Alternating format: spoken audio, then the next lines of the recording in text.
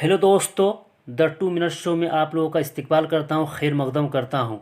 दोस्तों, इस सेशन में डेली उर्दू अल्फाज के बारे में बताया जा रहा है और आज हम लोग वाहिद और जमा के बारे में देखेंगे।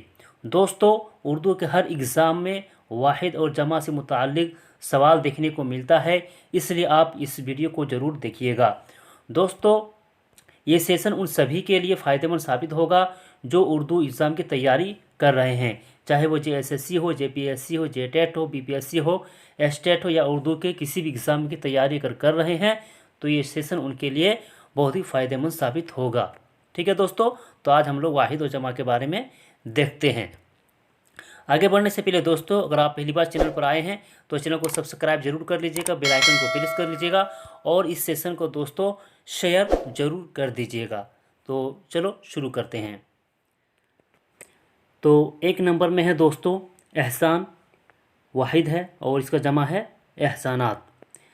2 नंबर में है एहसास, इसकी जमा है दोस्तों एहसासात। एहसास के माने होता है दोस्तों फीलिंग। 3 नंबर में दोस्तों अदविया, इसकी जमा है अदवियात। याद रखिएगा दोस्तों, अदविया जो है ये दवा की जमा है, दवा की जमा अदविया और अदविया की जमा दोस्तों क्या है, अदवियात। ठीक है। 4 नंबर में है इत्तिला, इत्तिला के माना दोस्तों यानी खबर करना। ठीक है, इसकी जमा है इत्तिलात। आगे बढ़ते हैं। 5 नंबर में है दोस्तों ऐलान, ऐलान की जमा है ऐलानात। 6 नंबर में है दोस्तों इशारा, इशारा की जमा है इशारात। 7 नंबर में दोस्तों ईजाद, ईजाद की जमा है ईजादात। ईजाद के माने होता है दोस्तों यानी कोई नई चीज़ बनाना। 8 नंबर में दोस्तों आफत, आफत के माने होता है दोस्तों मुसीबत, तो इसकी जमा है आफात। 9 नंबर में दोस्तों आला और इसकी जमा है आलात। 10 नंबर में दोस्तों इश्तिहार और इसकी जमा है इश्तिहारात।